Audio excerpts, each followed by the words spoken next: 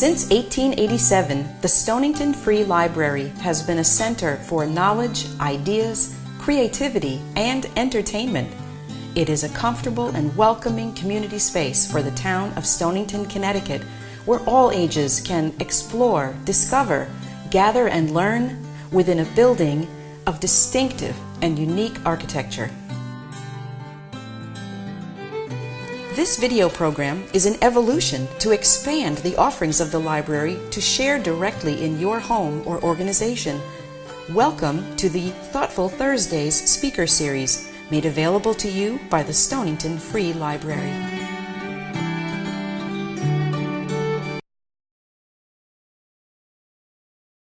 Good evening.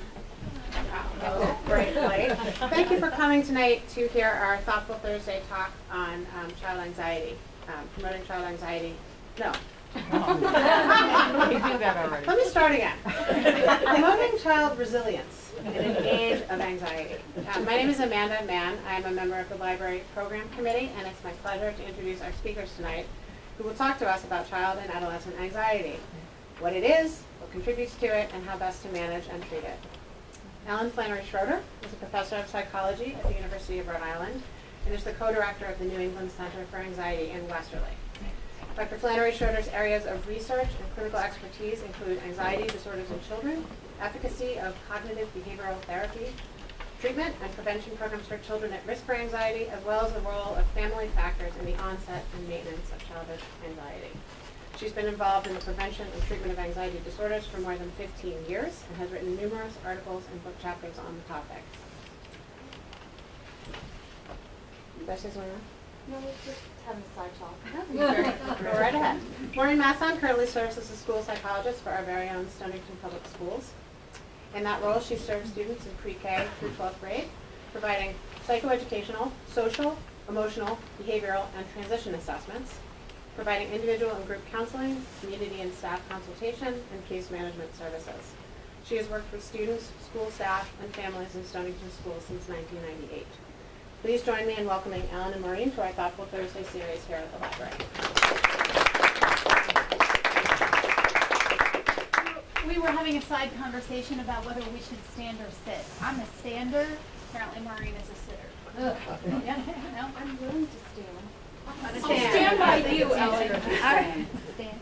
That's a song, isn't it? It is. Hold on. Okay. So it's great to see so many of you. We'll try to keep this lively. I want to keep it relevant to what you want to know.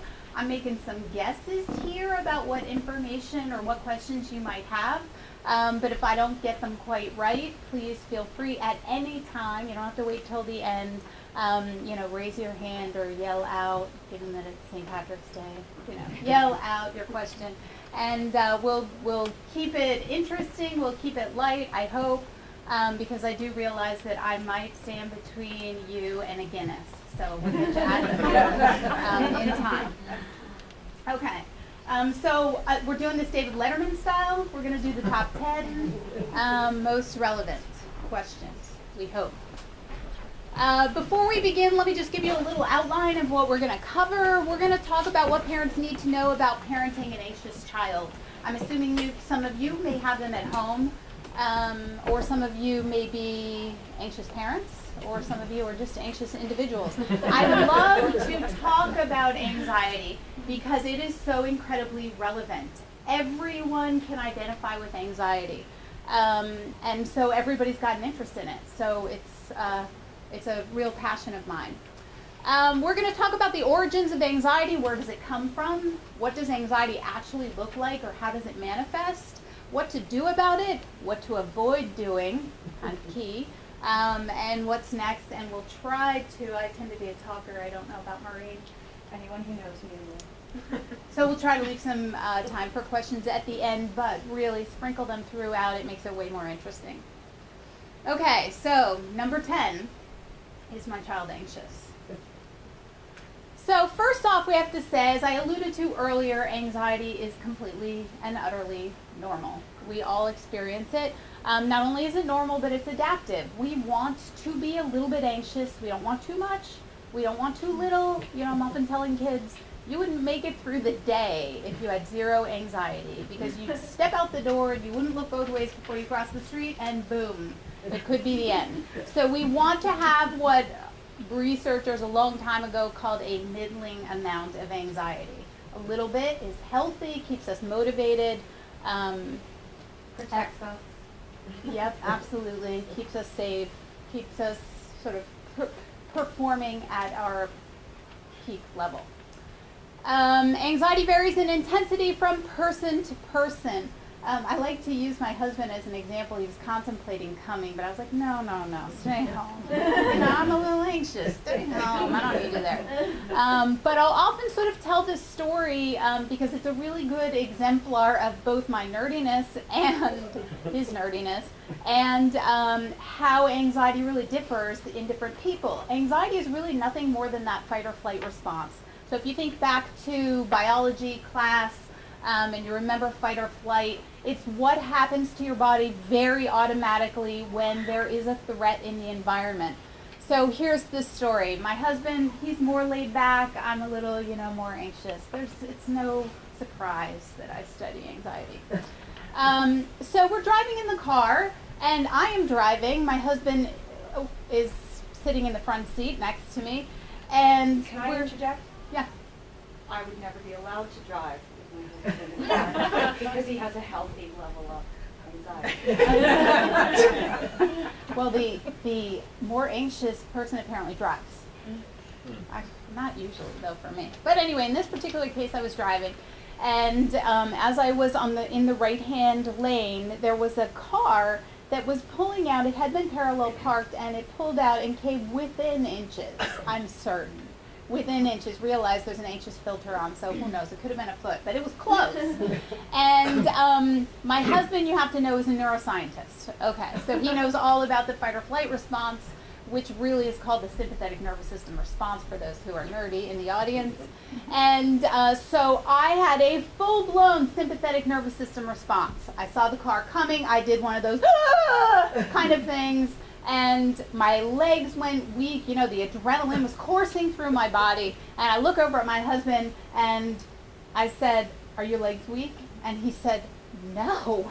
"Are yours?" I'm like, "Yes, I just had a full-blown sympathetic nervous system response." And he was like, "Oh no, it takes a lot more than that for me." Even though he was the one who was going to be hit by the car, I was going to be just fine. He might have been in my lap, but he was the one who the car was going to run into. So I use that story because we all have sort of different levels of where our fear alarm is triggered. Mine more easily triggered. My husband's a little less easily triggered. So I like to talk about anxiety as a super sensitive alarm system, and anxious fears that don't have a root in, that are not realistic. So being afraid of giving a presentation, for example, I might be a little nervous giving this talk, but you do not pose a real threat to me. Giving a talk is not threatening. My life is not in danger. So if I do, I hope not, right? There was no metal detector at the door, but I think I'm okay. So I like to think of anxiety as a false alarm. So if I were nervous giving a presentation, that would be a false alarm. There's no real danger. High levels of anxiety are problematic. They interfere with all kinds of stuff. In fact, that's when we say that anxiety is a problem, when the level of fear rises and causes impairment, when it messes up your life, when it keeps you from doing things you want to do or that you need to do. In the case of kids, there can be a social impact. So if we have a socially anxious child who doesn't want to interact with their peers, they're going to be missing some strategic developmental interactions. We want them to be out there socializing with their peers. We might also see academic difficulties. I worked with a girl just this week who said, "I can do all the pre-tests at home and I get 100. And when I walk into math class and I have that test in front of me, my mind goes blank and I do terribly on the test." So it's not surprising. Anxiety doesn't mix well with academics. I like to say there are great treatments for anxiety, and we're going to talk about them. But I like to say that what treatment really is likely to do is lower the volume on anxiety, not changing the station. So we're not taking a child who was formerly a wallflower and making them the life of the party, but we're taking the edge off anxiety so that the level of anxiety is reduced, and the child has some strategies that they can draw from so they feel more competent in the face of anxiety.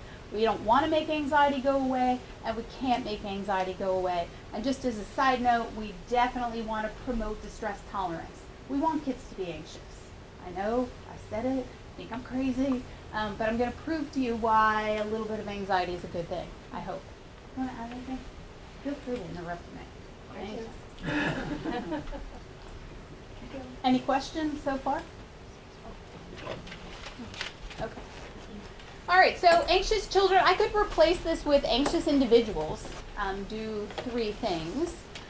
They experience thoughts of danger. So the world tends to be a dangerous place. This is kind of a core way of thinking. The world is dangerous. Threats are lurking everywhere, and therefore I have to be very careful within the world. Anxious kids tend to have physical symptoms: stomach aches, nausea, increased heart rate, fatigue, muscle tension. If you have an anxious child at home, I'm not telling you anything you don't already know. And they show maladaptive behaviors. Again, you already know this. Fidgeting, crying, trying to avoid. That's sort of the number one strategy for managing anxiety. Seems like it makes great sense. If something makes you anxious, stay away from it, right? And your anxiety can go from 100 to 0 in the time that it takes you to step away from the thing that makes you anxious. It works better, that's called avoidance or escape behavior, or in the case of a parent removing a child, it's called rescue. And that's a tone.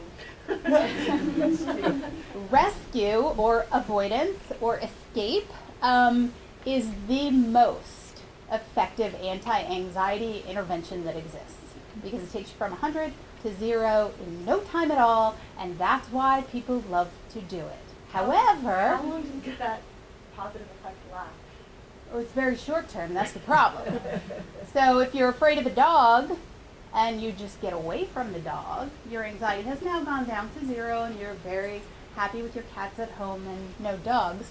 But what the problem is that while it worked very well in the short term, you will never overcome your fear of dogs using that strategy alone, because you never gathered the data that you need to tell you or to show you that dogs, in fact, most dogs are friendly and not harmful. Make sense? Mm-hmm. And then I have down here a little picture of the cognitive model. I am a cognitive behavioral therapist, so I'm just laying out my biases right from the start. So the cognitive behavioral model, I usually, it doesn't matter, I turn this triangle on its side. But it involves emotions or mood, thoughts, and behaviors. And the model says that each of those influence the other. If we want to change our mood, that's what I'm in the business of, reducing anxiety. If I want to do that, what I'm going to do is target thoughts, and I'm going to target behaviors, and I'm going to make changes there. Because if I make changes there, according to the cognitive behavioral model, I'm going to expect changes in emotion, which is what I'm looking for. Questions so far? All right, so now we're going to do a little review of not all of the anxiety disorders that pertain to children.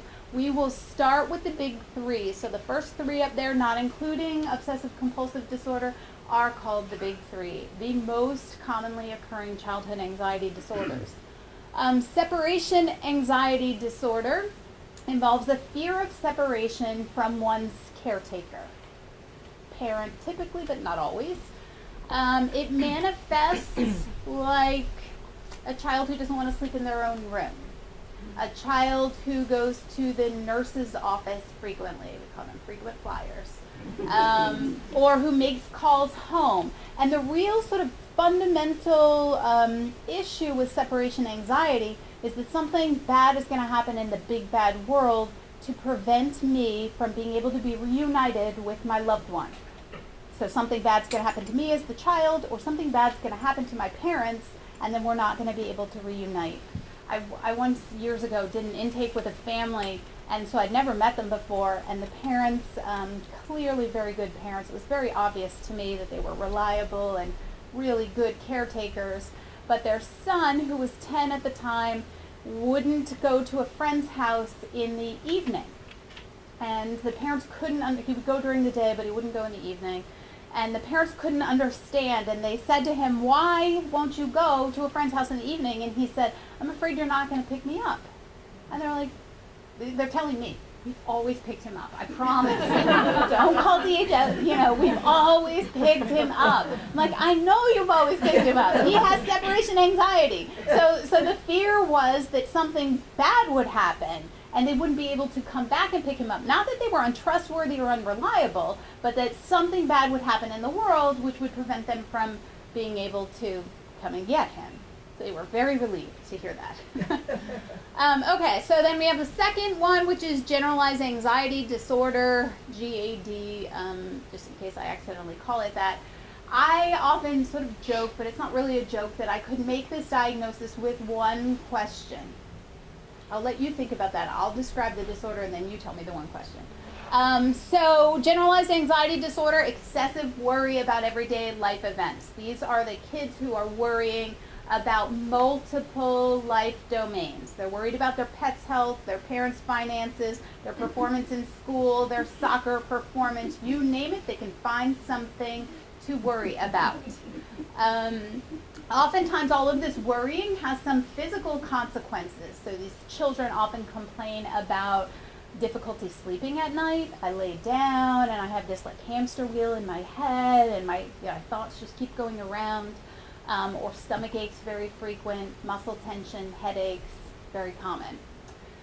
So what's the one question that I can say to a parent? Is your child a Perfectionist. Close? Perfectionism, very much a part of GAD. Worrywart. Yeah, somebody's saying, is your child a worrywart? And they're like, oh yes! I'm like, okay, maybe we have GAD here.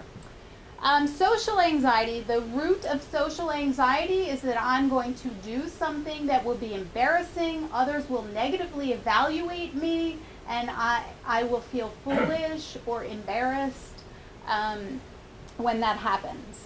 So, not to get into too much detail, but social anxiety can be specific, so it can happen only in certain situations. For example, a fear of using a public restroom, not because the restroom is dirty, but why? How might I be humiliated in a public restroom? Let's say, yeah, and let's say it's a woman, so there's doors on. Running out of Hear you. Oh, you said it. Hear you. If somebody hears me, it will be so embarrassing. Although running out of paper and having to ask for it, yes, that would be embarrassing too. As particularly for somebody with social anxiety, you know, they'd be like, what are they going to think of me? That I need toilet paper? So it can be specific, like a fear of speaking or writing in class, eating in public, using public restrooms, or it can be more generalized, which is sort of across all social situations. I'm worried that people are going to negatively evaluate me. Then we have obsessive compulsive disorder, which involves both obsessions, which are thoughts, images, or impulses that keep coming back and generate a great deal of anxiety. So you have a particular thought or an image or an impulse. Let's use the example of the thought that your hands have germs on them. I heard there's a bad stomach flu going around, so I've been thinking it myself. So your hands have germs on them, like maybe stomach flu virus. And that, I hate the stomach flu. I don't know about you guys, but anxiety ratchets up. And then in order to get rid of that anxiety, what the individual will do is wash their hands. That's logically connected. That would be the compulsive behavior. So the compulsive behavior is designed to reduce the anxiety that's created by the obsession. Though they don't have to be causally related. So sometimes the obsession is logically connected to the compulsion, but not always. You wanted to say a little something about OCD happens to be my favorite anxiety. We all have a pet anxiety. This one is mine. Because when I was finishing up my certification at Yale Child Study, it happened to be a great area of research. They were making the very strong connection between strep infections and a rapid onset of OCD symptoms. And what happened was, in a research community, you start to assume that everybody knows what you know to be true. Well, it is still not quite trickling down to your primary health care people. So one of the things that we try to tell parents when they describe this, it was like yesterday, and his handwriting disappeared, and he can't tie his shoes, and on Monday he was perfectly normal. On Wednesday, I didn't recognize my son. Go get a strep test, and make sure you get the throat swab, the throat culture, because they want that. Because the most effective treatment for that is very different than the others. It's antibiotics. And when they're it's pandas. not OCD. Right. But that is the pandas being the strep connected one. They're not all, not every case of OCD is strep connected, but if you have a child who is presenting with pandas and you miss it, you miss the window of the antibiotic.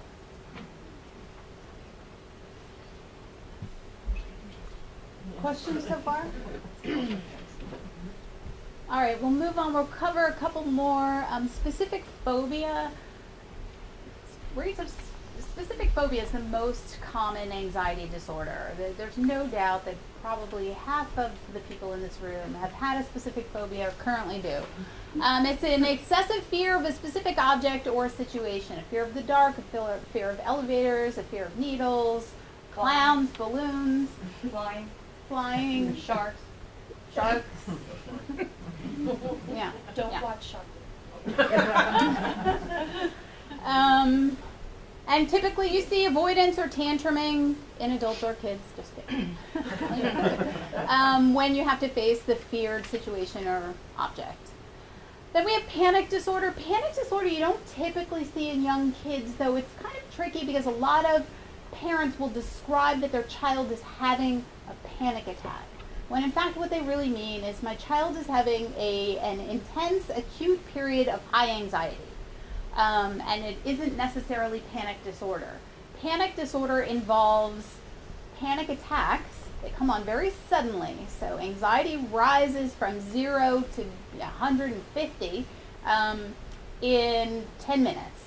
The individual is experiencing a vast number of physical symptoms as well as some sort of psychological and cognitive symptoms like feeling like I'm losing control, I'm going crazy, I must be having a heart attack, I'm dying, something very terrible is happening.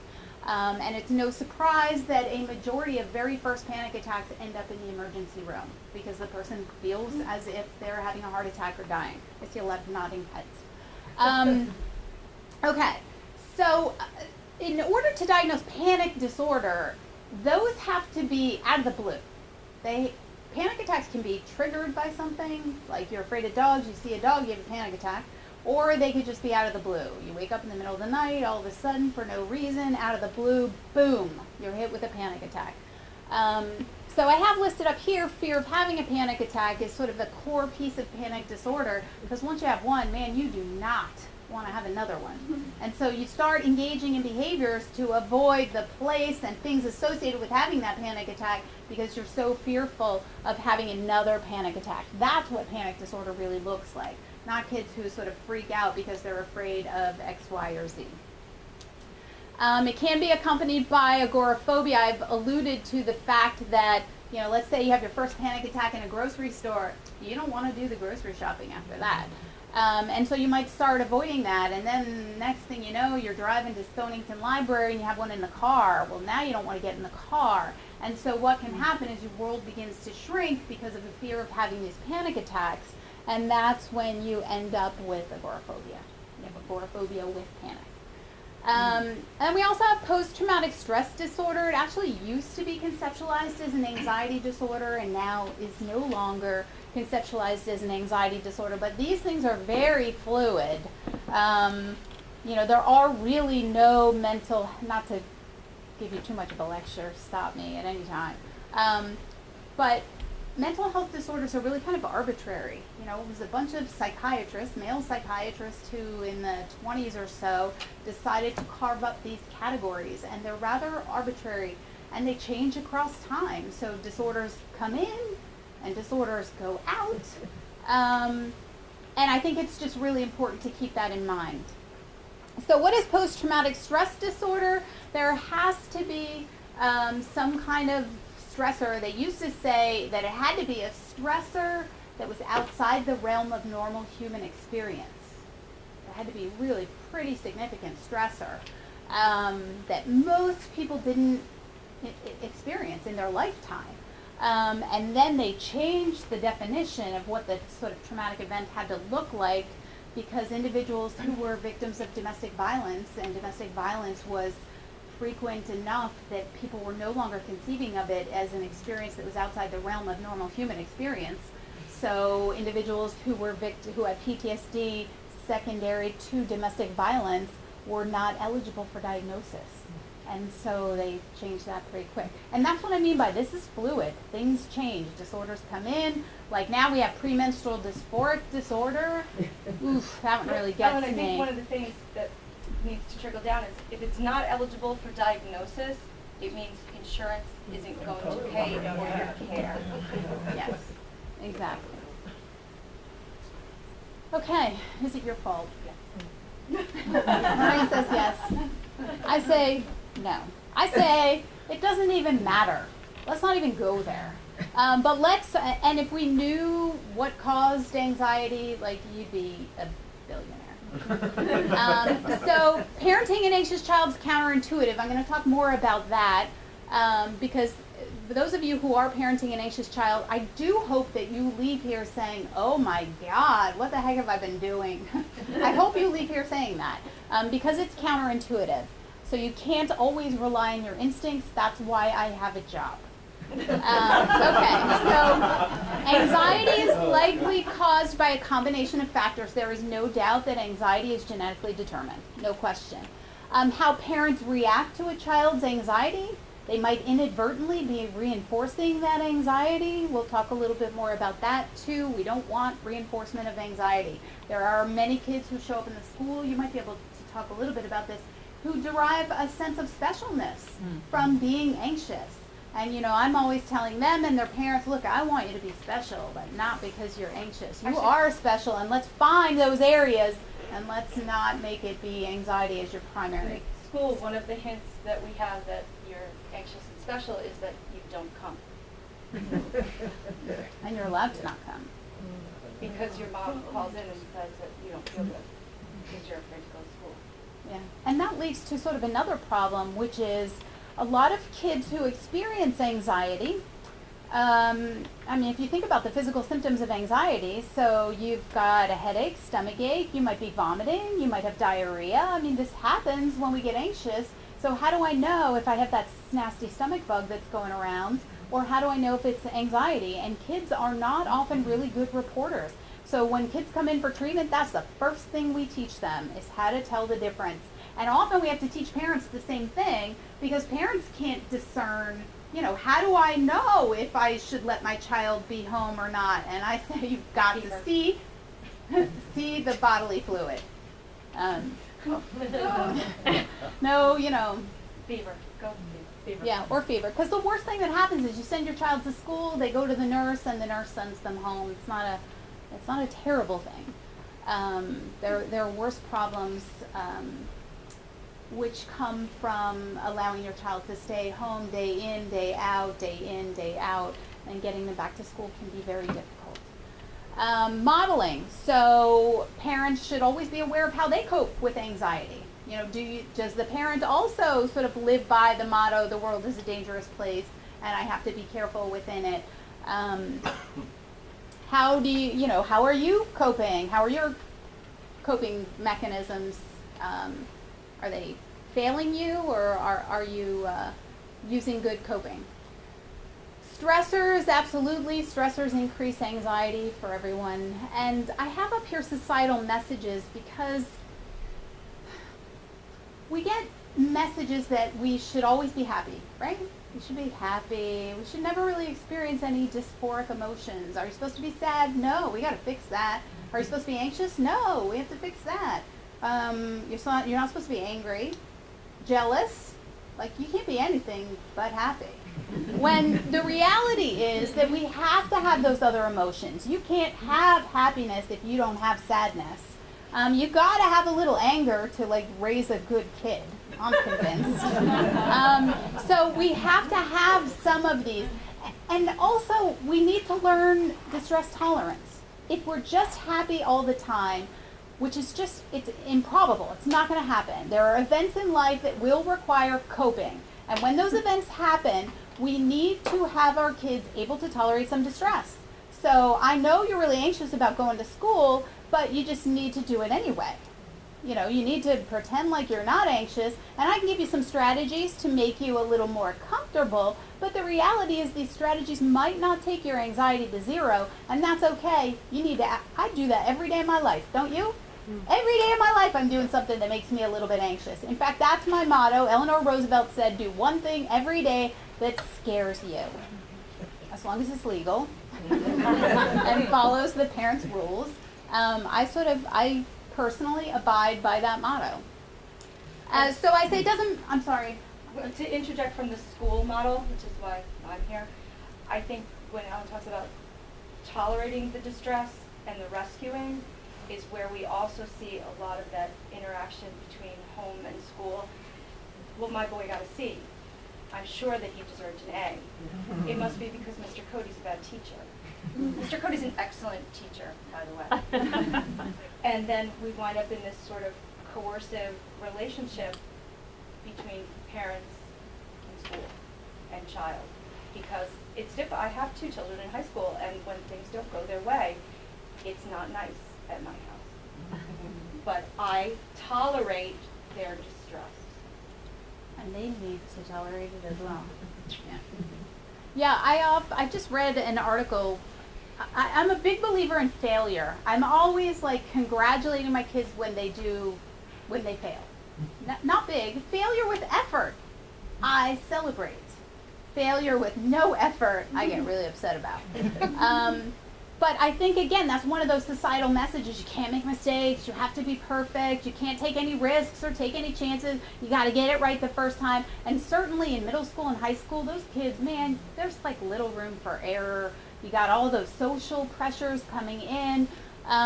So I really am trying, sort of in my private practice, really trying to promote this idea of it is perfectly okay to fail. Oh, I was alluding to this article that I read where a dad, I can't remember who it was somebody famous, but the father of this famous athlete maybe or something, said every day when she walked in the door, so how'd you fail today?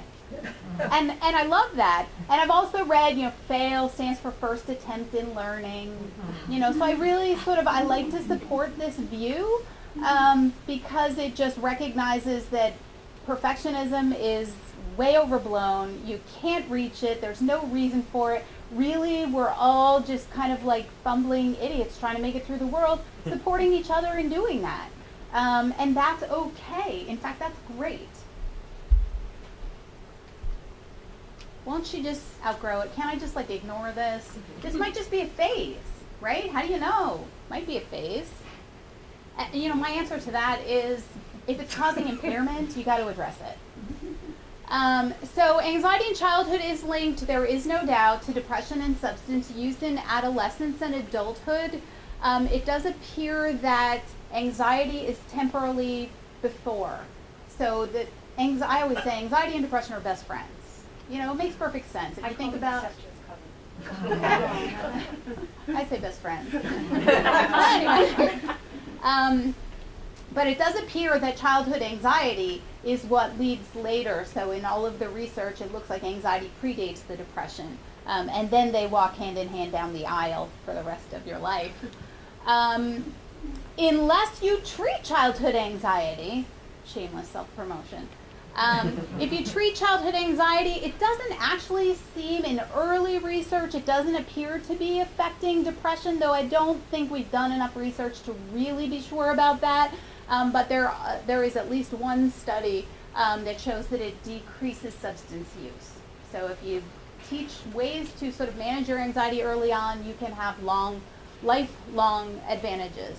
And that's not to say that some anxiety doesn't just go away, because some anxiety does. And how do you know what anxiety is just going to go away and what anxiety is going to need intervention? I don't know, $1 million question. I have no idea. Question? Why does my child always expect the worst?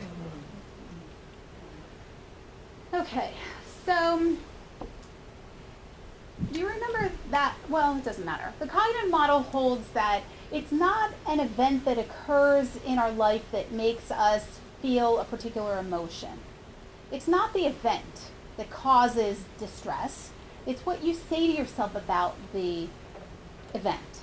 So since we're all adults here, we can use divorce as an example. So let's assume you have a couple and they're going through a divorce. They're going through the very same divorce, but one member of the couple says, "It's the greatest day of my life. Thank God. Thank God." And the other one says, "This is the worst day of my life. How will I ever go on? How will I ever live without this person?" It's the same divorce, but what differs is the way that they talk to themselves about that event. And so if you believe that, and we all know, right, you're talking to yourself throughout the day. All the time you're talking to yourselves. And you are very likely, because everyone does it, you are making mistakes in your thinking. Cognitive errors, they have all kinds of names, thinking traps, dysfunctional thoughts. But there are 3 really common ones that pertain to childhood anxiety, and you may recognize doing some of them yourself. But if you are an individual who's anxious, you are overestimating the likelihood of bad things occurring. You are also overestimating how bad it's going to be if that bad thing does happen. So you are catastrophizing. And you're also underestimating your ability to cope. So I have some examples. That dog might bite me. Yeah, it might bite you, but it probably isn't going to. So if we look at the risk of biting, maybe that's like a 2% chance, and we have a 98% chance that the dog isn't going to bite you. So I am way overestimating how likely it is that the dog is going to bite me. I'll never get into college if I don't do well on this exam. That's a little bit of catastrophizing, right? I know some really Brought to good. you by the Pearson Corporation. If we use the dog example, we could say if the dog bites me, I'm going to lose flesh and have to be rushed to the emergency room and get, 20 stitches. When if a dog bites at a person, they might just snap, they might just nip, right? I mean, the vast majority of sort of dog bites are not vicious dog bites. But, catastrophizing will take you there. And then underestimating your ability to cope. If this elevator gets stuck, I won't know what to do. I won't be able to handle it. I will go crazy inside this elevator. Not true. I have to tell you, I worked with a woman who was claustrophobic, and she was really afraid of crowded buses. And she was almost on a crowded bus that broke down. And later on, she got on that same bus after it was fixed, because she was challenging her own fears. And she struck up a conversation with the bus driver and said, I'm in therapy and I'm riding this bus, as a practice to fight my fear. And she said, were you on this bus when it broke down? Yep, I was on the bus when it broke down. And my client said, yeah, my therapist said I should have been on it. And all the people around her said, you need to get a new therapist. But hopefully she understood that it was better if she had been on it. Why would it be good to actually be on the bus when it breaks down? Experiences. Because she lived through it. What happens in times like, have you ever been on like an airplane that, not crashes, but an airplane that like get delayed and everybody's stuck on the plane? Like, what happens? People take care of one another. Totally. They come together. You see the best of humanity in difficult situations. Or take any kind of, massive, shooting. Like if we take Sandy Hook as an example. What good came of that? I mean, tremendous people coming together, a global response. So in difficult times, people come together, and we often see the best of humans during those times. So just as an aside, those of you with anxious kids, don't have them 100% avoid the news. They need to be able to be exposed to events that are tragic or upsetting. So I have 3 kids. They're all in therapy. No, I'm kidding. They're not in therapy. I think they are actually, they're really pretty resilient. I can tell you a story about their resilience later. All my messing up. Another message is do not be a perfect parent. It is good to mess up. It makes your kids resilient. But now I forget what my other story was. The bus? Bus? The elevator? Summary. The divorce? Oh, the news. Yeah, the news. Yeah, this is an important one. Thank you. So the news, for example, so I have a 10-year-old daughter, and when Newtown happened, was that a year, 2 years ago? I don't know. She was 8 or 9. 3 years? Oh, my God. Okay, so she was 7. I wanted to be the one to tell her. I didn't want her to go to school. I wanted to control the information that she received. I wanted her to have the perspective that I wanted to give her. And so I sat her down and I told her about it, and we watched the news together, as opposed to many parents of anxious children who sort of shut that off entirely. But what I did, so I controlled the information that she received. I presented it in a package that I knew she could understand. And I also kept her eye on the global response, not the one person. We had one bad person and a world response of good.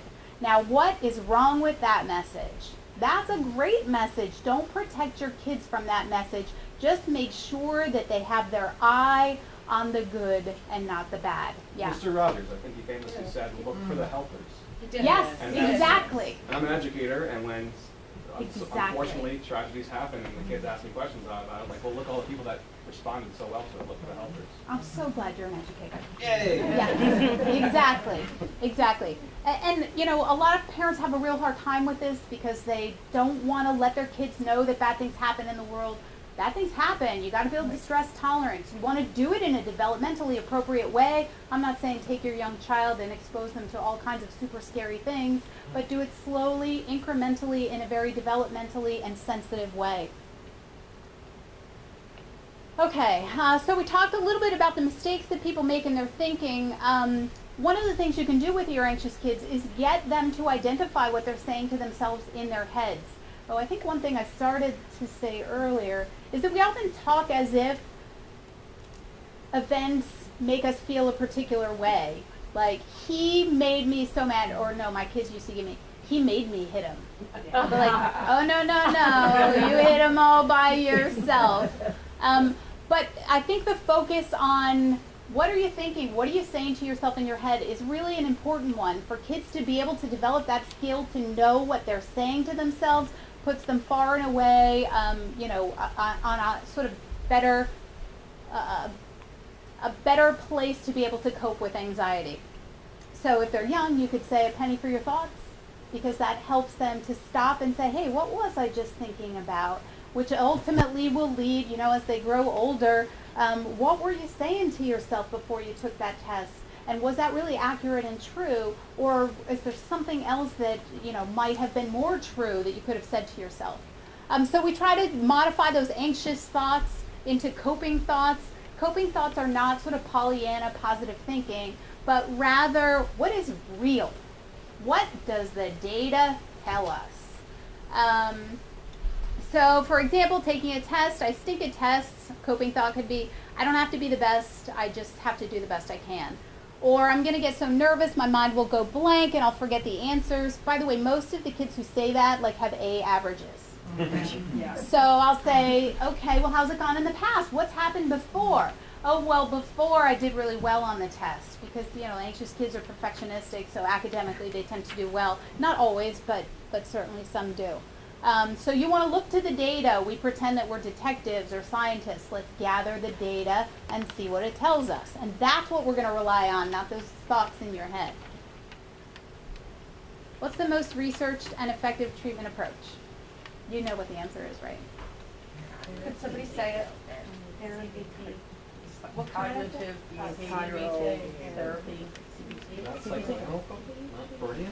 Get out.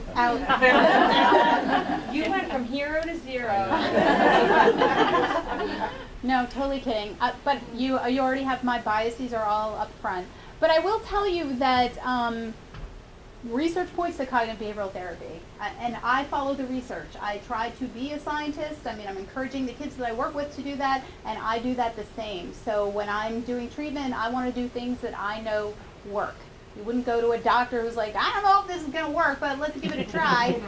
You want to know that a research study has found that particular intervention to be effective, and that absolutely over and over and over again has been demonstrated to be the case for cognitive behavioral treatments. They don't just work for child anxiety, they work for lots of things.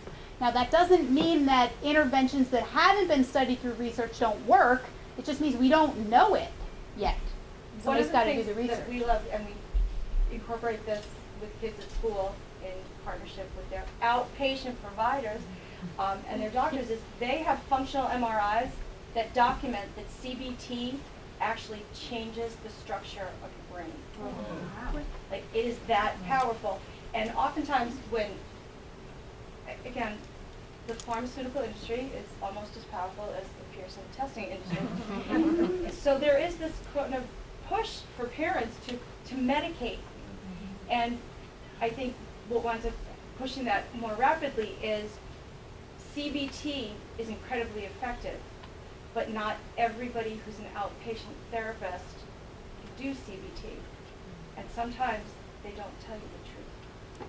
Or they'll use cognitive behavioral techniques, but they won't do exposure. And it's really exposure, which is the part.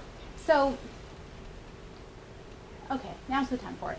So cognitive behavioral treatments are about building skills, coping skills to manage anxiety. So I have a few of them up here: relaxation or meditation, problem solving, realistic self-talk, and then, you know, a lot of people sort of stop there. I'm going to teach you some skills. Okay, now you should be good to go. Yeah, that doesn't work. It doesn't work unless you take those skills and you use them in real life situations. So if you're afraid of elevators, you got to get in an elevator. If you are afraid of buses, you've got to get in a bus. It doesn't matter what you're afraid of. You need to slowly and gradually. It's not, 101 ways to torture kids. I tell them, I can't make you do anything you don't want to do. You're going to choose to do it, and we're going to do it slow and gradual, and we're going to start with easy. And by the time we get to hard, guess what? It's not going to be hard anymore. So we're always going to, you're always going to be a little bit uncomfortable, but you're never going to be a lot uncomfortable if I do my job right. So there's a real focus on practice, and that's the piece that is very typically missing. So you can call a therapist and say, do you do cognitive behavioral therapy? And they'll be like, yep. You really need to say, do you do exposure? Or tell me what that looks like. And do you have training in exposure? Where have you gotten that training? Because if they came here and they saw this talk and they were like, yeah, is that a talk? Yeah, no. That wouldn't be good enough training. Cognitive behavioral treatments are generally short-term.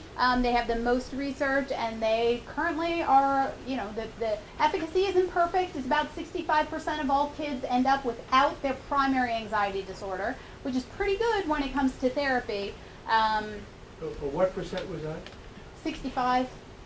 Studies go anywhere from 60 to 70%. Most studies fall within that range of kids losing their primary anxiety disorder. And how long would that treatment be on average? Excellent question. 4 months. Yep. So the first 2 months is skill building. Second 2 months is practicing. We go out. We leave our room. You might come across me in Wilcox Park doing a little hula hooping. I can't hula hoop. But I'll be trying out there, or doing wearing some kind of strange hat with a feather boa. That's for social anxiety, in case you didn't put two and two together. So we're out doing all kinds of things because we have to gather the data. So if you're worried that you're going to be negatively evaluated by people, you have to test it out. So let's go out. I do literally have the feather boa, and I have worn it in Wilcox Park, walking around. And my clients have worn it as well, and we look to see what other people do. And you know what they do? They smile. They smile, they do nothing, they compliment. I like your boa. Nothing terrible happened. So is there a certification? I mean, are we looking for something? Going and making an appointment and asking takes a lot of effort, but is there a certification that parents would look for? Or is there a certification that therapists have to get? There's not a certification. No, you have to ask about their training. I mean, I can't say, oh, if somebody has a master's degree, they didn't get it, but if they had a PhD, they did get it. Though probably there would be more people getting cognitive behavioral training in PhD programs than master's programs because they're trained to do different things. But really, we do a lousy job in our profession on educating people on how to know what they need. We do a terrible job. So I take oodles of time helping people to find the treatment that they need because we're lousy at it. So no, you just have to ask the right questions. And I'd be happy to talk to you after to give you some really pointed questions that you could ask. And so are there different programs that support cognitive behavioral treatment? And like, could you go to URI and you would have one training and you'd go to Yale and you'd have a different, or, I mean, just... Yeah. I mean, every graduate program designs their own program of studies. And so, yeah, you're going to get different experiences in different places.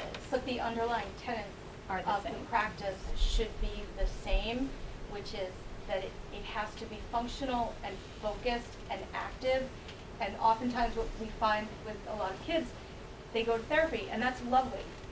But because they're not actually skill building, they're just venting, we call it the tornado.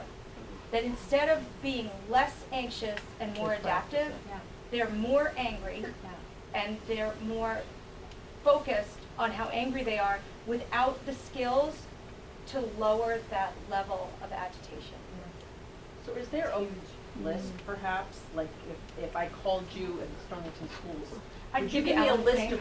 of possible people that would be the best fit for this kind of therapy? I would tell you very candidly that, and I'm sure there are people out there who are doing a wonderful job, but a lot of people will say to you, I have an eclectic approach, I'm familiar with CBT, and you really have to go at the pointed question, depending on, who your healthcare provider is, your insurance company. They should have a list. I had asked for a list once for one of my own children, and the poor woman who mailed it to me got an earful. I'm like, really? I know these people. None of these people are trained in CBT. Yeah, it doesn't seem to be. Odds are, if you stuck with a specialist, I mean, that's what I make referrals to specialists because I know that specialists are doing cognitive behavioral therapy.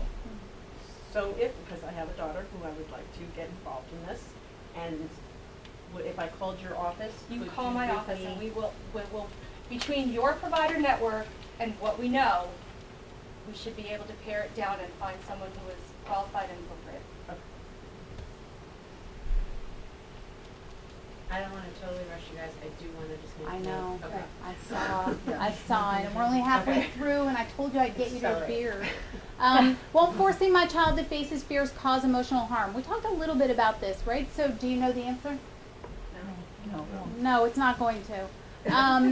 So let's take the example of a child who is coming to sleep in the parent's bed, and the parents do not want them in the bed. Because if the parents want them in the bed, that's a different story. I don't try to change that behavior. But if the parent doesn't want the child there, I often say to the parent, well, what's the message you're giving the child every time you let them into your bed?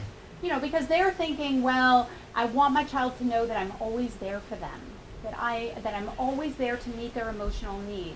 But the flip side of that, the problematic thing in the case of anxiety, is that the message the child is getting is, you're absolutely right, your room is scary, and you need me to be here because you are not competent enough to be able to handle your big scary room.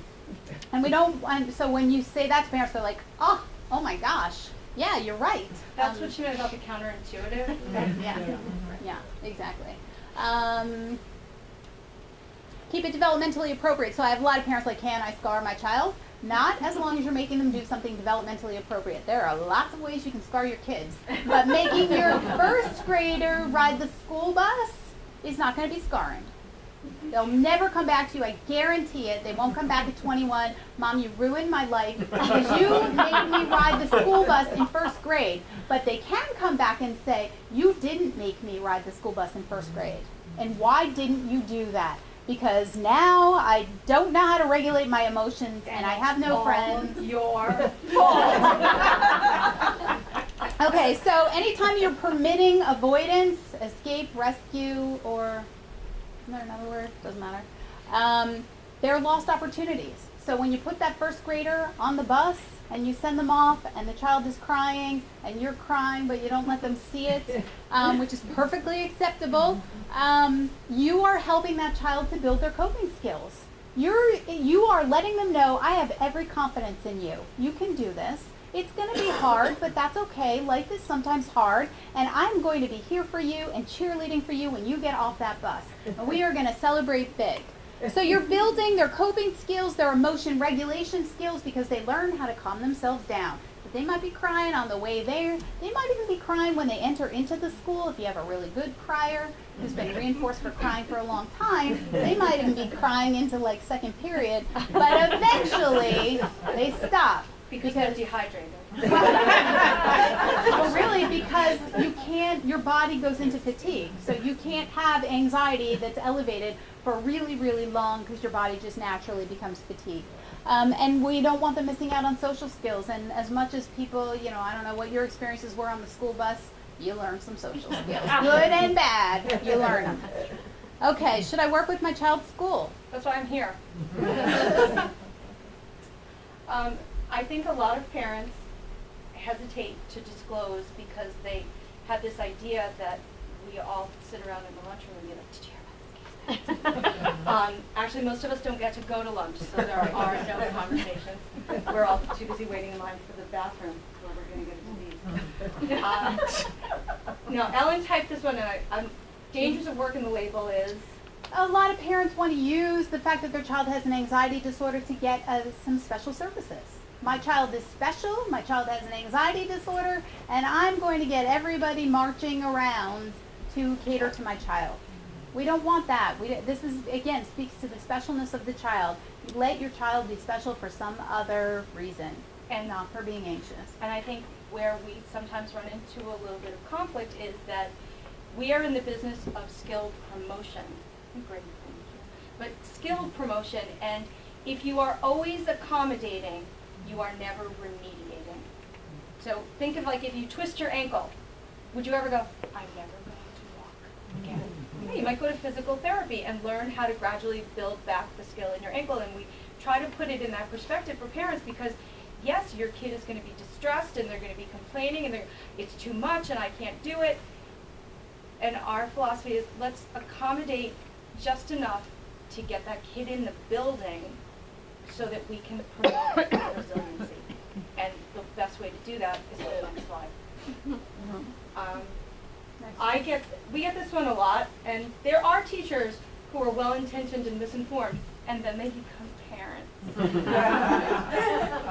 Or aunts, or uncles, or godparents, and it all changes. Or they get a dog, and it all changes. And I've had teachers say to me, even one of my own children's teachers, and I just shared this with Ellen on the way in, I don't see your daughter as particularly anxious. And I said, well, you ranked her in the 99th percentile for anxiety on a rating scale. He could not see the disconnect between that. And then we'll have, well, Maureen, you said that this kid couldn't, be in my class today, she's so anxious. I just saw him having a great time in the lunchroom. Yeah, they weren't given a test. So that they often need to be educated along with the rest of us about the individual needs of the children. And we in the guidance office are not in the business of making excuses for kids, but we're also trying to get them in the building. School personnel can overlook or misdiagnose anxiety. We have really phenomenal screeners that will give us a mathematical comparison of your child's presenting signs and symptoms relative to age and grade appropriate norms, which is a fancy way of your kid, how do they look compared to other kids? And a lot of times we will do these for parents who are taking a child to the doctor because in general, kids are not great reporters. And as soon as I'm going to go to the office, I'm going to go see my therapist, I'm going to go to that. How'd it go? I told her everything was fine. Let's write something down. One of the things that a lot of high school parents are dealing with now, I think more than ever, at least relative to my high school experience where everything was great, is this highly like competitive college admission. I have a high school junior, and I wouldn't trade places with her for all the money in the world. You have to be an athlete, you have to be a scholar, you have to be, I don't know where they're getting all these community service hours and sleeping and eating. I use that 24, everybody watch that Kiefer Sutherland show, 24? Okay. You never see him eat, sleep, shower, or go to the bathroom. And I have kids do a grid that has the 24 hours of the day and the 7 days of the week to see there's only so much time. And although Einstein has great ideas, we've not outrun it yet. And we make it visual, realistic, because they keep thinking, well, and I'll join these two clubs, and then I'll be the... No, you can't. But oftentimes, you know where they're getting the message that they should.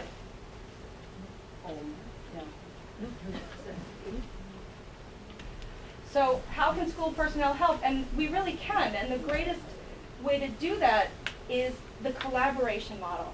If you have a child with significant debilitating anxiety that is interfering with their quality of life, and they have an outpatient provider who is teaching them skills to be adaptive and resilient, your kids are with us 7.5 or 8 hours a day. If we know what to trigger for practice, we can help you do that, and then it's not just mommy's job. No offense to daddies everywhere. And the other piece of it is, if a parent discloses to us, listen, I've been keeping my kid home for a week because she's anxious, because she thinks if she doesn't do well in this test and she didn't really prepare and she's not going to get to college. If we have a contingency plan, we can work to get the kid through the door. But if we're constantly building another story around what's happening, we can't intervene. In our guidance office and in guidance offices across America, we have empty space. If you're not quite ready to be in class, we're going to bring the work to you. And it's our sort of version of a kind of systematic desensitization. Would you like to go to one class today? Which class do you think you'd feel the most comfortable in? We had a young man for a long time who had an irrational fear that he was going to vomit. Sit in my room with a bucket and do your work. I've worked in a hospital. If you vomit, it's not going to bother me. Are you sure, Mrs. Nova? I'm sure. And then I'd be after- working to make him vomit. You know what, I think we've got a time crunch, so So- if we could hurry it along, Sure. we need to. Here's my proposal. I propose that we go fast forward through the slides so we see what it is. Yeah. And then anyone who'd like to stay and hear questions or more details, we can do that. Yeah, I think that's great. And I think the other piece of it about the ultra competitive is, if you're working with us, we can help you set realistic goals for your kid, because I'll be honest, I've made my peace with the fact that my daughter's not going to Harvard. And I have Miss Deb Kelly, her guidance counselor, to thank for that. What about the use of medications? Try skills first. There's definitely a time and a place for medication. No question about it. What can parents do? Label feelings, create practice opportunities. Have your child do one thing every day that scares them. Motivate and encourage your child. Demonstrate belief in his or her ability. I believe you can do this, and that's why I'm requiring you to do this scary thing, because I believe in you, and we're going to celebrate after. Be a good coping model. Face your own fears. Work toward consistency among all who interact with the child. So if you're towing the line, everybody else needs to as well. And reach out. You're in good company. Everybody's anxious. Where can you turn for more information? Got a host. And also there was a paper that went around. I don't know if there were enough copies for everyone, but if anybody's interested in additional resources, let me know. Are those listed on here? Yes. Yep. No, I think We can make more copies available on the library. Question, is there anything in your paradigm, your delivery, that would not be applicable for adults as well as children? Is this children specific, or as you were speaking, it seemed to me that the same issues are present and challenges with adults, and the same behaviors or practices that you help people with would be helpful to adults? You got it absolutely right. It's relevant to adults and kids. The only difference is with kids we make it a little more developmentally appropriate. That's it. Same tools, same techniques. That's great. Terrific.